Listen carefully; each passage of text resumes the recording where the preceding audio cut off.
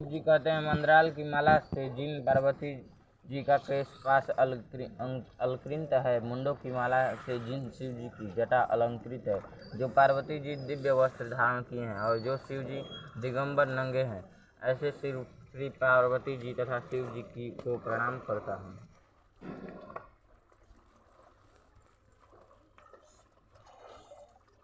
रमणी कैलाश पर्वत से शिखर पर बैठी हुई श्री पार्वती जी कहती हैं, हे माहेश्वर, हमें कोई गुप्त व्रत या पूजन बताइए जो सब धर्मों से सरल हो, जिसमें परिश्रम भी कम करना पड़े लेकिन फल अधिक मिले। हे नाथ, यदि आप मुझ पर प्रसन्न हो तो यह विधान बताइए। हे प्रभु, किस तप व्रत या दान से आदि मध्य और अंत रहित आप जैसे महाप्रभु हमको प्राप्त हुए हैं। शिव जी बोले, हे देवी, मैं तुमको एक वर्त जो मेरा सर्वस्व और छिपाने योग्य है, लेकिन तुम्हारे प्रेम से वशीभूत होकर मैं तुम्हें बताता हूँ। शिव जी ने कहा, भारतवर्ष में जैसा नक्षत्रों में चंद्रमा और ग्रहों में सूर्य, वर्णों में ब्राह्मण, देवताओं में विष्णु और वेदों का सर्वस्व जिस तरह कहा गया है, मैं तुम्हें एक प्राचीन व्रत बतलाता हूँ। एकाग्र मन से सुनो। इस व्रत के प्रभाव से तुमने मेरा आधा आसन प्राप्त किया है, वह मैं तुमको बतलाऊंगा, क्योंकि तुम मेरी प्रेयसी हो। भाद्रपद मास में हस्त नक्षत्र से युक्त शुक्ल पक्ष की तृतीया तिथि को उनका अनुष्ठान मात्र करने से स्त्रियां सब पापों से मुक्त हो जाती हैं। देवी, तुमने आज से बहुत दिनों पहले हिमालय पर्वत पर इसी व्रत को किया था। यह वृत्तांत मैं तुमसे कहूँगा। पार्वती जी ने पूछा, हे नाथ, ने क्यों यह व्रत किया था? यह सब आपके मुख से सुनना चाहती हूँ। उत्तर की ओर एक बड़ा रमणीक और पर्वत के श्रेष्ठ हिमवान नामक पर्वत है। उसके आसपास कई तरह तरह की भूमियाँ हैं, तरह तरह के वृक्ष उस पर लगे हुए हैं। नाना प्रकार के पक्षी और अनेक प्रकार के पशु उस पर निवास करते हैं। वहाँ पहुंचकर गंधर्वों के साथ बहुत से देवता, सिद्ध, चारण, पक्षीगण सर्वदा प्रसन्न मन से शिखर ऐसे हैं जिनमें वहाँ पहुंचकर गंधर्व गाते हैं, अप्सराएं नाचती हैं। उस पर्वत के कितने ही शिखर ऐसे हैं जिनमें सप्तऋषि, रत्न और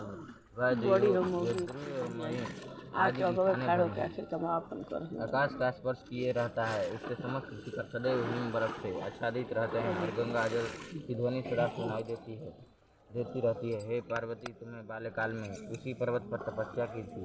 12 वर्ष तक तुम उल्टी टांग कर केवल धुआं पी कर रही। 64 वर्ष तक सूखे पत्ते खाकर रही। माघ मास में तुम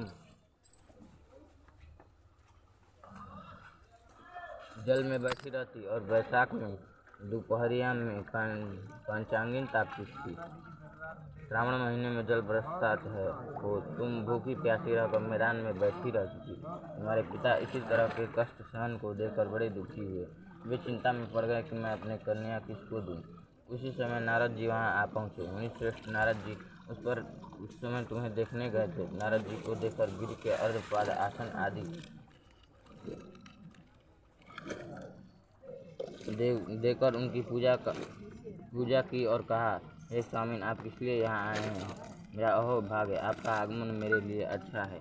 नारद जी ने कहा, है पर्वतराज, सुनो, मैं भगवान विष्णु का भेजा हुआ आपके पास आया हूँ। आपको चाहिए कि एक योग्य कन्या रत्न किसी योग्य वर को दे।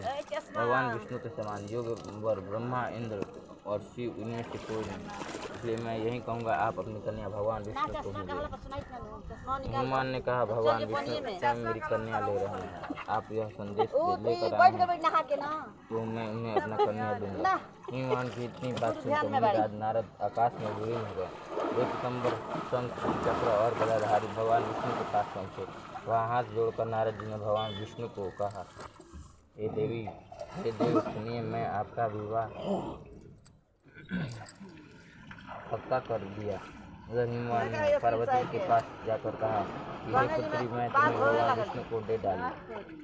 तब पिता की बात सुनकर तुम बिना उत्तर दिए ही अपनी सखी के घर चली गई। वहीं जमीन पर पड़कर तुम रुपया धोइले बड़ी तो कुल का होई, वही मेनू गड़ाता। प्रकार विलाप करती हुई देखकर सती बोली, तुम क्यों इतनी दुखी हो, इसका कारण बताओ। तुम्हारी जो कुछ इच्छा होगी मैं यथाशक्ति इसको पूरा करने की चेष्टा करूंगी, इसमें कोई संशय नहीं। पार्वती जी बोली, मेरी जो कुछ अभिलाषा है तुम प्रेम पूर्वक सुनो। मैं एकमात्र शिव जी को अपना पति बनाना चाहती हूँ, इसमें कुछ भी संशय नहीं। मेरे इस विचार से पिताजी ने ठुकरा दिया। इसमें मैं शरीर को त्याग दूंगी। पार्वती की इस बात को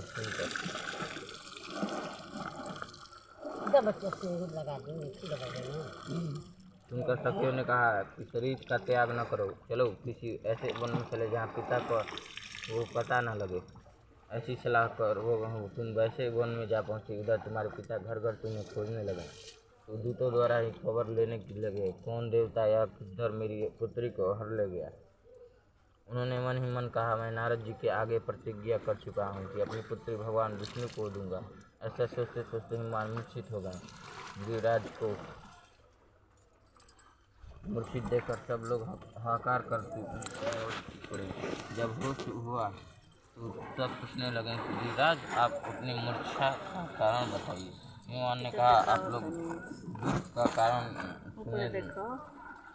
सुने न मालूम कौन मेरी कन्या को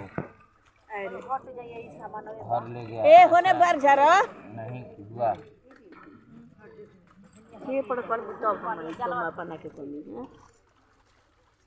ऐसा नहीं हुआ तो उसे किसी